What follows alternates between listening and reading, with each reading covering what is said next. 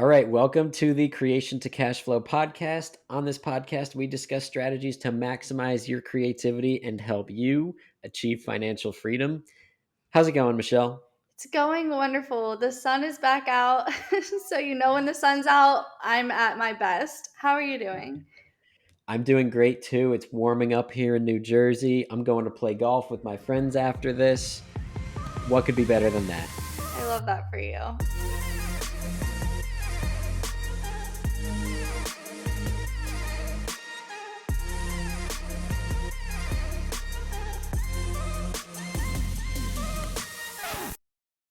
All right, so today we are going to talk about getting yourself some long term high ticket clients because these are the best clients in the world. Michelle, do you want to start this conversation off and just talk about why it's so great? As an entrepreneur, it's nice whenever you have a contract that is more than just like, hey, I'm going to get 3 videos, or hey, this is a 1 month thing. Like, it's nice to know what you're going to have coming in for so many reasons, but just the quote unquote safety aspect of it and just having that expectation. So, maybe you can start hiring more people and expanding your business. And yeah, it's just so amazing to have these long term relationships with people. Yeah, the safety and security, I feel like that's got to be, I feel like that's the best part. It really just allows you to breathe and be like, wow, I already know roughly what my business is going to make for the next 3 months sometimes, or 6 months, maybe even 12. And it just allows you to relax. You're not in that constant cycle of like, have to get the next client, have to get the next client. Instead, you can focus on fulfilling your current ones, make sure they're having a great experience, and continue the relationship with them. I agree. And I do feel like it's a deeper way to add value because the more you have a relationship with a brand or a client or a customer, you get to hear like what exactly do they need? And then you get to help them even further than just like the main thing that might be surface level of what you can provide. And I love that aspect. Like, what can I do to help this specific person and gear my talents towards helping add more value to them? It's just more fulfilling in my opinion. It's true. It's so fulfilling because when you have a client that stops in real quick, maybe it's for a brand deal and they want 2 videos and then that's it. There's and you don't they don't want to work with you after. There's you don't get the fulfillment of like happy client, positive reviews, working long term and growing that relationship. So from a fulfillment standpoint, yes, these long term clients, especially if they're paying you well and you're motivated to do a good job for them, what could be better than that? Right. And another aspect of it too is just like when I do any brand deals, I do so much research. I try to figure out the brand voice. I want to know so much about them. And there's like hours and days spent on learning about this one client, whether I'm just making 1 video or 10 videos, like I give it my all. And when I know that there's more coming, it just makes it worth all that time and effort I put into it. And so I think that's also another aspect of how important it is to have these long term clients. It's true. It's so true.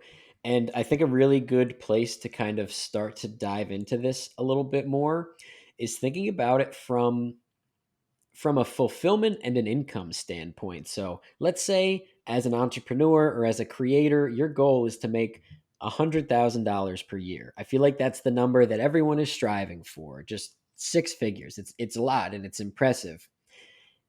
Let's think about the different ways to make $100,000 in a year and how stressful it's going to be. Would you rather make 10 10,000 $10 sales, right? You have to find 10,000 people to buy your product and it's just kind of done and over with. Would you rather have 1,000 $100 sales, or because that's a ton of people to find and convince to buy your stuff, or what if you had four $10,000 clients, 15 clients that pay you like 2.5 grand, and you make a little bit in sales, and that's your 100K. It is so much easier on the entrepreneur because that's a total of 20 clients. Yeah. Would you rather have to fulfill 20 clients or 10,000 clients to make your $100,000? Definitely not the 10,000 because it's a lot. And honestly, I feel like it's more realistic to do the latter. Yeah, it's true, especially because What if you want to make 100K the next year? You need 10,000 new people. That's an extremely difficult scenario. But if you have four clients that pay you $10,000 and you can continue to work with them and fulfill them and make them happy, you might even be able to raise your rates eventually. And maybe they're now paying you 15K each. And now on the year, you've got four clients that you're making $60,000 from. And then maybe you have a smaller offer for some other people, whether it's just a smaller brand deal, or maybe you're selling some kind of course, mentorship, digital product, whatever the case may be.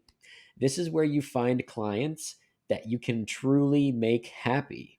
Yeah, and knowing what value you bring to a client, especially with brands, especially big brands, they have big budget. And so if you are providing more value over time, you're going to likely get paid a lot more over time. And again, you're not having to relearn all these relationships and all these brands all over again. It's just like time saving too. Yeah, you're absolutely right. And a lot of people, I think the route that a lot of people go is trying to make 100. I didn't mention this one. Obviously, there's lots of different ways to get to 100,000, but a lot of people try to get $100,000 deals. And that's really tough. That's two per week. You got to be landing $1,000 client twice per week. That'll get you to 104,000. But if you think of it like 52 weeks in the year, right? If you're making $2,000 a week, that's $104,000. Clearly, I'm a math person, so this is the way I think of things. But these are not just numbers, right? These are real things. These are real people. These are real clients. And if you can have fewer clients that pay you more, your life is going to be so much easier and so much better. Especially because the thing that we don't have a lot of is time. And so being efficient with that and mental energy, that's incredible. That math is just insane to me. Yeah, it's true. Michelle, give us a real life example of a long term client that you've been working with that maybe pays you a lot per month and what your experience working with them is like. Oh, I've had a lot of these actually, and a lot of them started as gifted collaborations. One of them in particular didn't start as gifted. It was a three video collaboration. It was like $300. So I provided them the three videos, $300. But what I did was also provide two extra videos where I reached out to them and I told them how much I loved working with them because even to this day, I love this brand. And I was like, hey, I loved creating this content. I created two additional pieces for you. I do think that based on what your competitors are doing, these would perform super well. If you want the rights to them, I can give you them at a discount because you didn't ask for them. And they immediately purchased them. That one of those two extra videos blew up because I knew it would. And they came back to me and they were like, hey, we really loved working with you. Would you want to work together again? And we've been working together on a monthly basis now for months because I really love the brand. I believe in them. I will go out of my way to create content that they're not asking for because it's just easy for me. And we developed this like trust between one another. And now it's like thousands of dollars per month that they're paying me. And it started as like something I could have easily just been like, yeah, three videos, here you go. But I went a little above and beyond, and it clearly went a long way. I love that. I knew you would have a couple. I mean, you probably have so many of these that you could talk about. And it's just, these make for the most amazing clients. Like you would think when I first got started, I always go back to this. I learned so much from when I first started selling that 21-day mental reset program. I was trying to sell this program for $50 to people, and I couldn't get them to take out the credit card. And one day I just had a realization, probably watching Grant Cardone or someone like that. And I was like, I'm changing the price to $500 because rather than have to close 10 people on this, I would rather lose five people, but then get the one and have to only fulfill one grateful person that was happy to spend this money rather than 10 ungrateful people that I could barely convince to do it. And that's when my business started taking off. It implied a ton of value. It was the same program. And anyone who was purchasing this for 500 or more dollars, loved it. And I loved working with them. And I still keep in touch with every single person that paid at least $500 for that because it helped me weed out the people that were not going to be serious. So now you're getting a higher quality client, which sounds backwards. But when people are willing to pay you more, I promise they are going to be way less of a headache. Oh my gosh, I could not have said that better myself. There are brands that are so they offer such a low ball price that they're gonna pay, and they're such a headache to work with because they have all these expectations and they're like over micromanagerial, and it's just not fulfilling in any way, shape, or form for my bank account or my mental health. Not trying to like badmouth any brands, but it's just like for some reason, when a brand is willing to invest or a person is willing to invest in your coaching or your whatever you're offering, they're I don't know, you're the expert. You are charging higher for a reason, and it's like you get and attract those people that are willing to invest in that rather than you're not believing in yourself as much and charging lower, but then you're also getting people that are paying lower and a little bit more tight with their money. They're also tight with their expectations. And I don't know why that's like such a parallel, but you're completely correct. Yeah, the people who nickel and dime you on your prices, imagine what they're going to be like as a client, especially for a social media client. They're going to want revisions and reshoots, and they're going to be so difficult to deal with. Or maybe you're involved in some kind of service, right? Maybe you're teaching people, you could be teaching people anything. Maybe you're teaching people how to garden. The people who nickel and dime you are going to be the biggest headache. And the people who are willing to pay, they trust you, they value you, and they want to learn from you because they see your value. Not everyone's going to see it, and that's okay. And the way I like to think of this, because I think the math example for other people who are not math people, like Michelle, and that's okay. I'm a math person, I have an engineering degree, math person. But to put it a little more simply, if you're trying to get to a dollar, would you rather have 4 quarters or 100 pennies? Ooh, 4 quarters.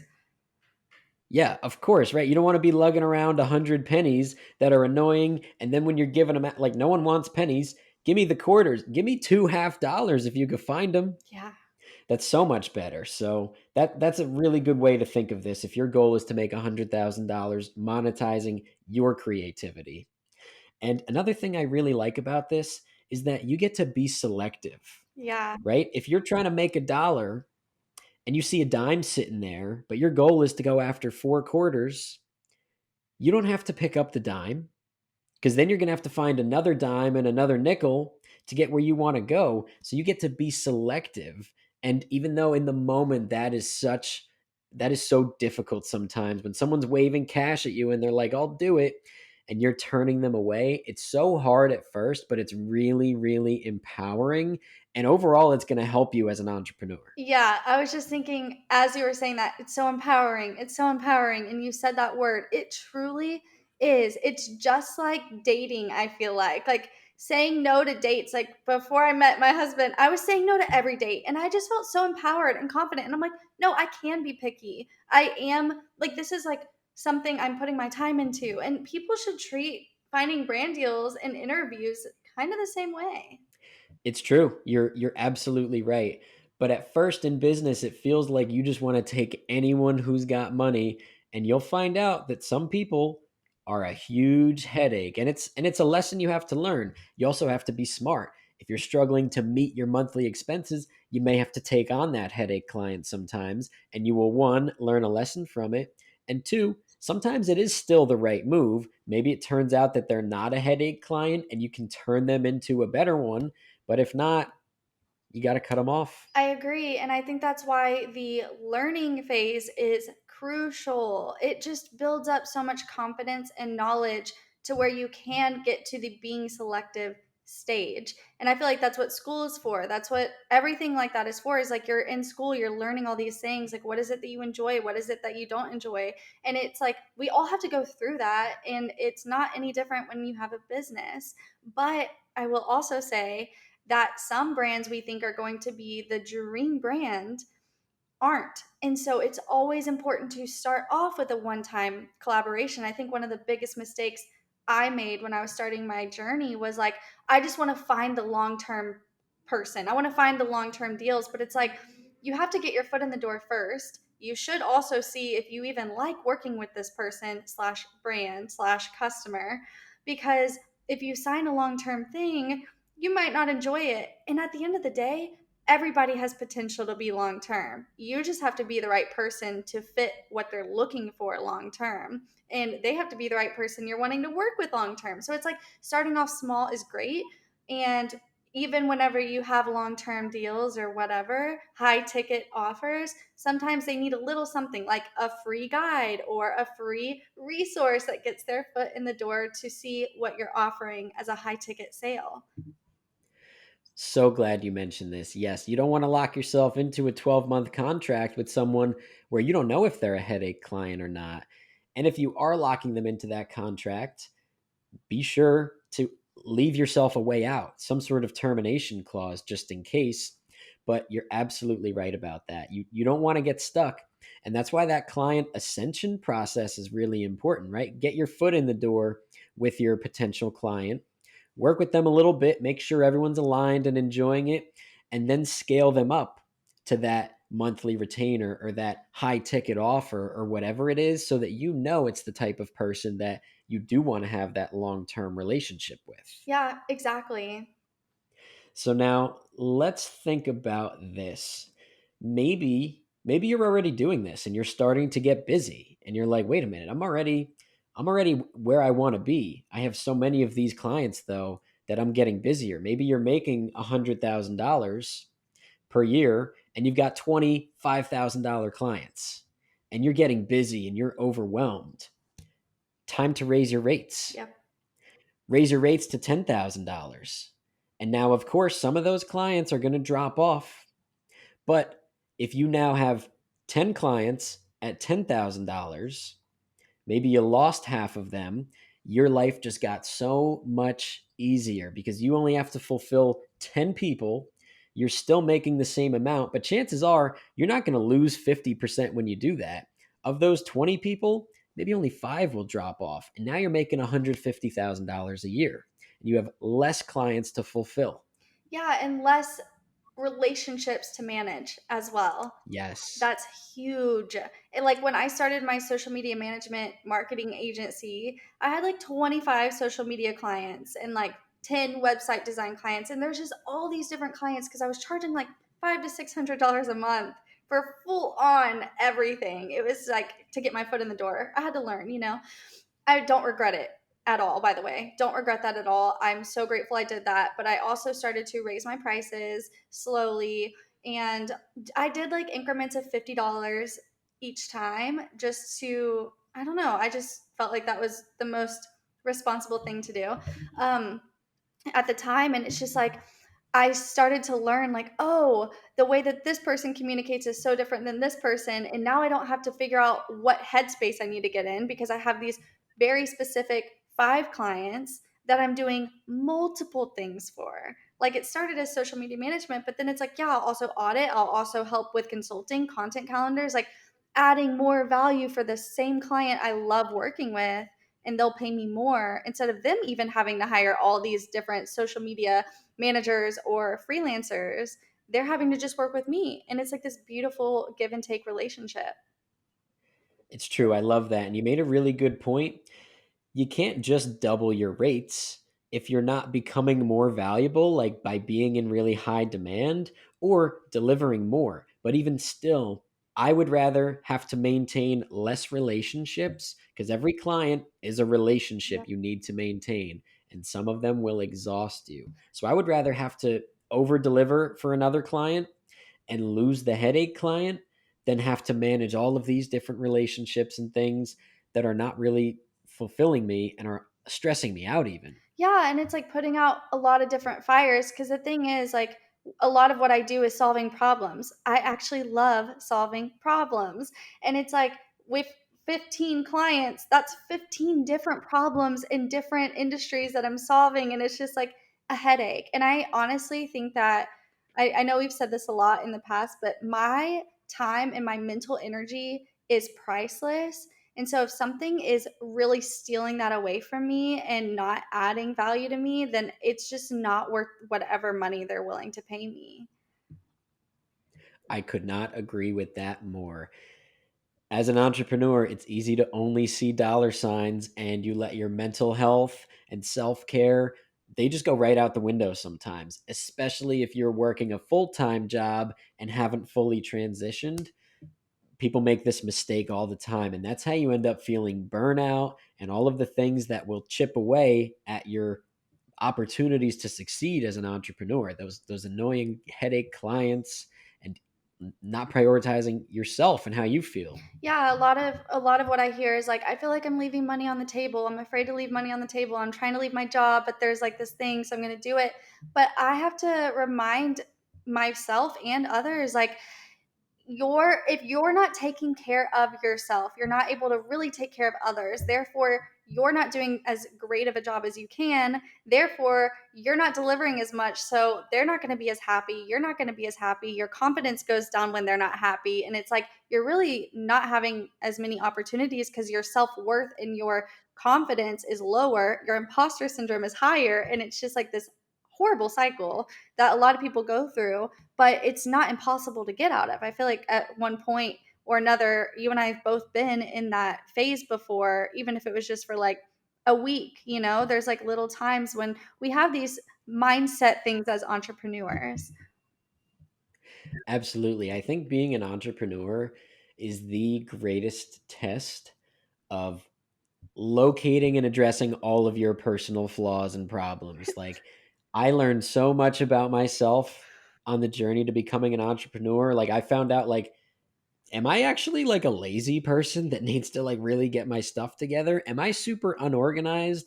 Am I terrible at managing money? Do I know how to hold a conversation? Like, you will learn so much about yourself.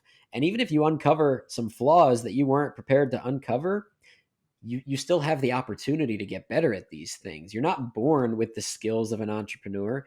Everyone learned these somehow, somewhere, from someone, or from maybe the Creation to Cash Flow podcast. Yes, we can only hope that you're learning some amazing things from us. But it's Yes. very true, Nick. Like, I've never been more self aware in my entire life. Like, yes, my income has grown significantly, my happiness, but my self awareness is like on point, and I know what my weaknesses are. And I hire people to help me with where I'm weak.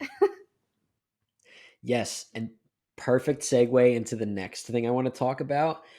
When you have these retainer clients that you know you've got the income coming, you know that monthly recurring revenue, MRR, if you've never heard of that acronym, it is the best.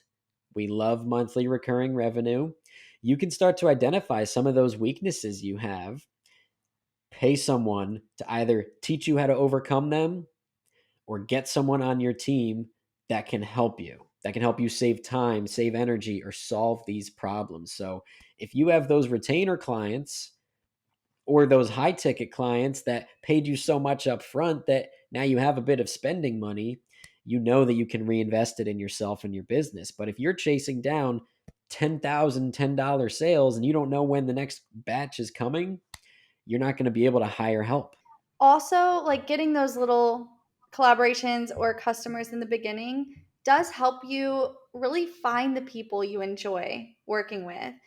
And then you can build that trust and that relationship with them to add value to them, to where any money they do invest in you or your products or whatever, they're getting a good return on that. You're right. As you get people in your network and you kind of ascend them through your own like higher ticket offers or maybe become a bigger part of their success, maybe they're paying you more, bigger retainers, you're going to learn and identify patterns of like, wait a minute, why is it that skincare brands love me so much and they're the ones that always go for the bigger package? Maybe I should be looking for more skincare brands and avoid hair care. Or maybe it's with your clients in your mentorship and you're like, wait a minute, it's always the women that are like part of a family that are really family oriented that are always ascending and getting my higher ticket thing. Maybe I should just go for family oriented women in the first place. and you become such a better entrepreneur, and you can start to hone in and locate all of those better people that are out there waiting for your offer to come in place and solve their problems. Exactly, and it's something that I would have never known, like, discovering this, I would never have known this if I didn't try the different things and go through, like, what is it that sets me apart? What is it that I'm even passionate about? Like, doing this podcast with you.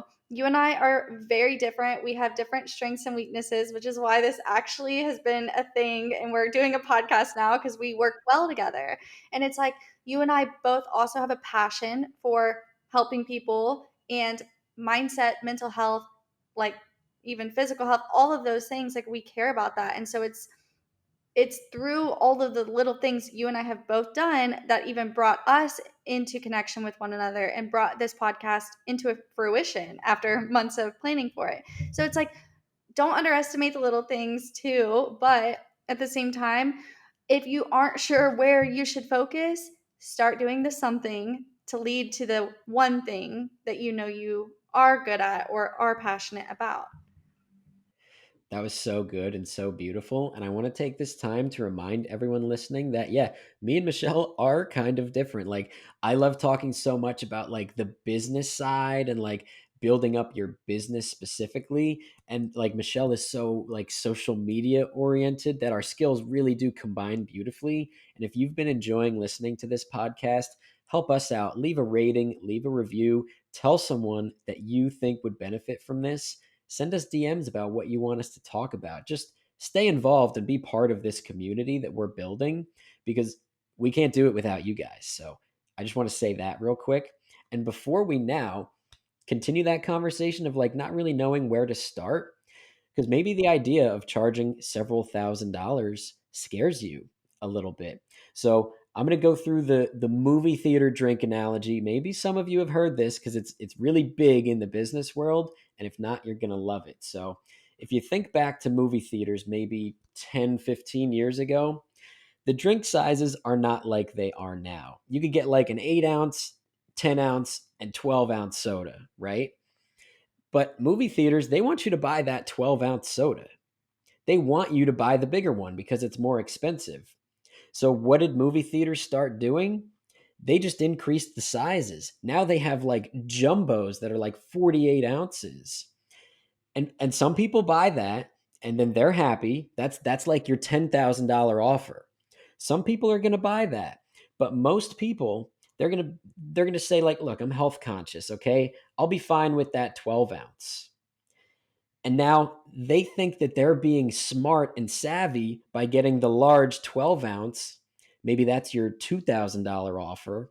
When originally the movie theater, they were just trying to get you to get the $2,000 one. So sometimes they'll get that giant sale, but they're getting more people to buy the large instead of the extra large when originally that's all they wanted. So when you have a really high ticket offer, now your lower ones feel like a bargain versus originally your big one is the big scary one that some people will still get, but the bigger you can make that one, the smaller the others will feel. Yeah, it's so true. And it's such a psychological thing. Like when I see people with $2,000 programs and then they have a $300 little download, I will be like, oh, I'll definitely get the $300 one. That's a steal. But like, it's only because the $2,000 program was even in the midst of this $300 PDF download. Yes, that is a perfect simple example of it. But if there was no $2,000 and there was just like a $300 and a $50, you might have done the same thing. You might have been like, well, I'll just like start with the 50. I don't want to spend that much. Yep. So it's these little psychological sales things. And I've got one other cool one. I don't know who did this study, if it was Duke, if it was Yale. These universities have amazing psychological studies and teams. I recommend checking them out. Maybe it was just a business savvy entrepreneur. But they took a Pepsi vending machine and a Coke vending machine in separate places, and they were tracking how much money they make. And they were making about $100 per month, each of these vending machines in different locations. And they decided, let's run some studies. Let's put both of these next to each other. Pepsi machine next to the Coke machine, and let's see how much money that each one is making. Any predictions, Michelle, Ooh, before I reveal? I feel like I learned this in college, but I must not have actually learned. I feel like I've heard this before, but I'm gonna say they both doubled. Is that wrong? Okay. Okay. All right. So a lot of people, I love where your head's at. You're thinking the right thing. Oh, So good. a lot of people would just think like, well, if usually you spend $100, like they make $100, you would think putting them next to each other, each one is going to get 50. But turns out they were both making well over $100 each now. They were making more than they used to because psychologically, the decision that used to be the person walking by being like, do I want a Pepsi or not really? Becomes, do I want a Pepsi or do I want a Coke? Hmm. So that's why you see vending machines together all of the time.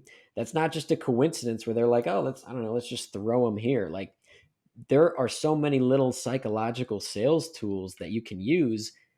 Reminder, use these ethically, because if you get really good at sales, you can be a menace out there and you can get people to do things that they didn't intend on. So use these practices ethically, but it's interesting to think about, isn't it? Yeah, okay, that just triggered what I do with brands, like, when I'm emailing them, I don't ask them a yes or no question, I give them 2 options to choose from.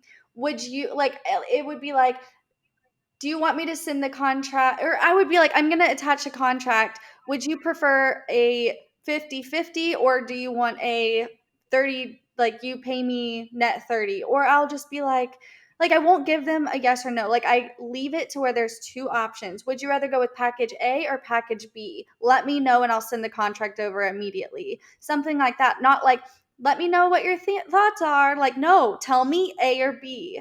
Wow, I never thought of it like that though. That's so crazy. And that's nice to know you're doing the right thing.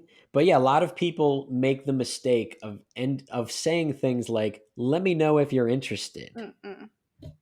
No, Thumbs down, we are thumbs like down. putting our thumb down, crossing our throat. Like, don't do Yeah, that. No. I just threw up in a bucket.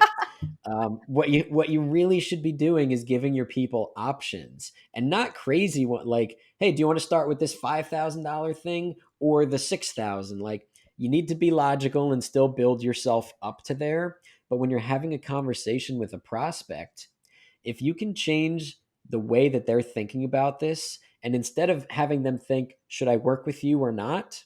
If you can instead get them to think, should I get this package or this one? You're going to have a lot more success in your business. Yeah, because if they're already seeing whatever you have to offer, they're already kind of in that headspace of wanting to know what more they can learn or get from you. So give them two options to choose from that will be the most beneficial for them. That's such a, I just never thought like how powerful that is. But yeah, don't leave things open-ended. Don't be like super, I don't want to say not aggressive, but just like everybody else, kind of. Like ask for the sale in a way, in a very moral way, like you said, be ethical.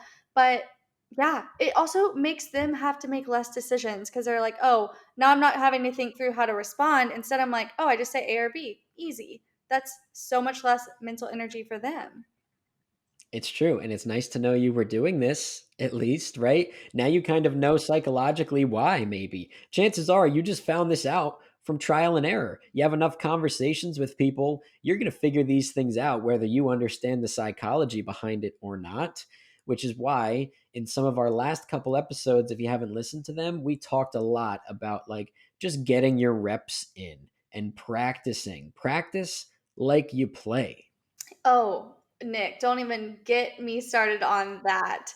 Seriously, growing up, so I was a cheerleader since the age of 4. So I always had this drilled in my head about practice like you're performing, but how you do anything is how you do everything. Like even if you're doing a free collaboration, not a paid collaboration, put your best foot forward. Show up. They're judging you. So like seriously deliver like you're giving them something that they're paying you $10,000 for. Don't half-ass things. I'm telling you, don't do it because how you do anything is how you do everything. It's so true. I have such a funny story about this. So the other day I made a post and I thought it was so clear that this was satirical and it was comical, but overall there was a good theme.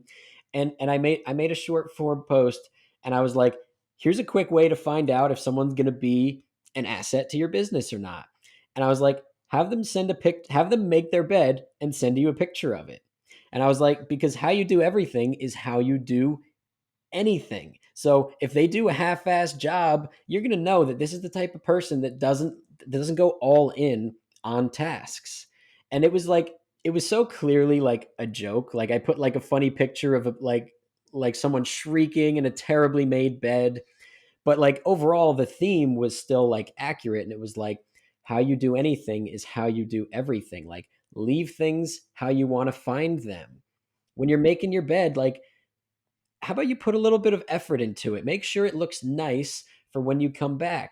How you do every little thing in your life, how you wash dishes, how you do your laundry, how you fold your clothes, how you cook, how you present a plate. Like all of these little things, they add up and they really affect you psychologically. If you put a half-assed effort into everything, I promise you will get a half-assed life. Yeah, and not only you, but it also is a huge reflection of who you are. We are by nature going to be not only just observing, but kind of judging in a way like, okay, what is this person doing? What does their house look like? Do they keep it super cluttered? Like we're just like thinking through these things and it's not that we're purposefully putting two and two together, but it's just that's how we're wired. And so if you're constantly half-assing things, then what can somebody expect from you? If you're not doing things with excellence on a free collaboration, what can a brand expect you to do on a paid collaboration? Like why would you not put your best foot forward when that's their first impression of you, you know? Yes, perfect job tying that back.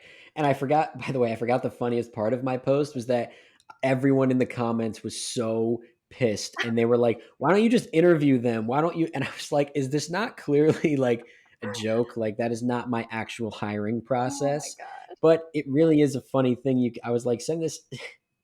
I don't know. Everyone was very pissed at me and they were like, "You must have a terrible business." And I was like, you must have a terrible sense of humor Oh because gosh. I thought it was funny. Um, I don't know. It was I great, think but that's smart. Honestly, I think that's brilliant, but I don't know. yeah, You have after I did it, I was like, maybe I should actually start doing this. yeah. But anyway, another really good a real life example of this is when you're becoming a police officer. They will go to your house and your parents' house and see what you live like unexpectedly during your hiring process. They want to know what's really going on in there. And obviously I don't have that authority, or at least I wouldn't want to just knock on like a potential hire's door and be like, mind if I check the place out? Oh my god. Maybe a little bit of a different scenario, but it's true. They're coming to see how you do everything, because if you're going to be in charge of the law and making some life or death decisions sometimes, they want to make sure, they'd like to see that your bed is made, that you're living in a clean house, that you take care of yourself. You can learn a lot about a person by just taking a look at how they live.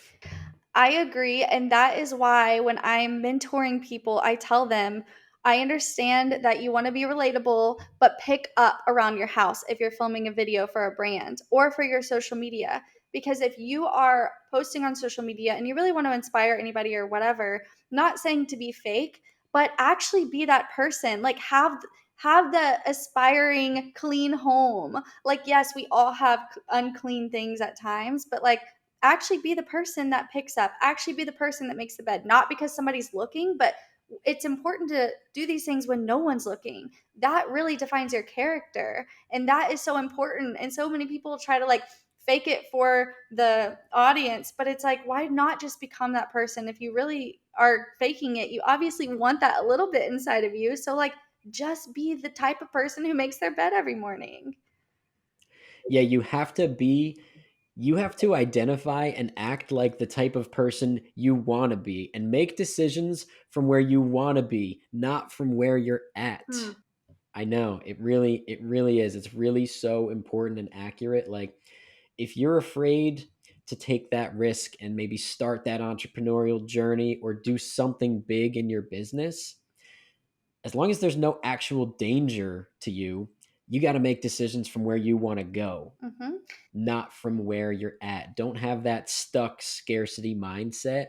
You've got to be willing to grow and you got to show up every day as the type of person that succeeds at everything. Yeah, and that is why it's so important to do things with excellence from the beginning to get those high ticket offers, to get those long term deals. Like Grant Cardone can charge so much because he has proven his worth through so many different avenues.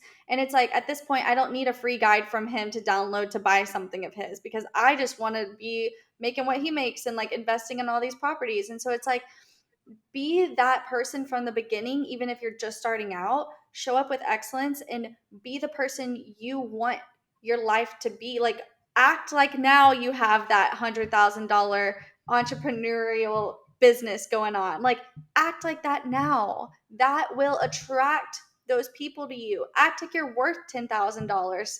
Act like it. Not just like fake it till you make it, but truly believe it. And it will come. I mean, I've you and I've both done that, so it's kind of it works. It's true. You are so right. And I'm going to go back and I'm going to listen to this podcast several times because I want to rehear these things over and over and over again because you can't emphasize to yourself enough. Like it's not just like a switch that you can just flick on and now you're good forever. Every single day you need to consciously make the decision to be that person that you want to become. So I'm going to listen to this several times. I hope you guys do too. So again, rate, comment, help us out because we really put a lot of love into this one. This was good. Yeah, this one's really good. And like you said, again, it's not a switch.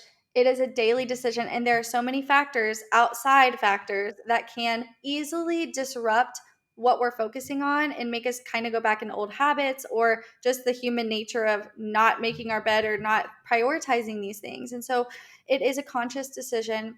And what I tell myself is like, who do I want to be? And if I had that $1 million mansion or whatever, for example, if I had that, what would I be doing? Would I be sleeping in? No, I would not. Would I be sitting on my ass watching TV? No, I would not. Like, I would not be doing that then. So why would I be doing that now if that's where I want to be? So we have to think about that. Would I wake up and go to the gym if I was that whatever I wanted to be? Yeah. So why don't I just do that now? And it's just like little bitty things. We need to all write it down. We need to all look at it every morning and remind ourselves what we need to do that day and why we're doing it, and then we'll stay on task. That was so good. How could I say anything to top that? Just go rewind like 30, 40 seconds and listen again. All right, so I think that's all we got for today, guys. I don't want to overwhelm you, but if you're looking to monetize your creativity and find more freedom in your life, subscribe. You don't want to miss the next episode because we are going to continue pumping out this gold for you. DM us on Instagram or TikTok if you got any topics that you want us to talk about. We would be more than happy. You could find me on both at Get Ahead with Nick. You can find Michelle on both at Michelle JH, two L's, four E's, Michelle JH. Thanks for watching or listening. Love you all, and we'll see you next time.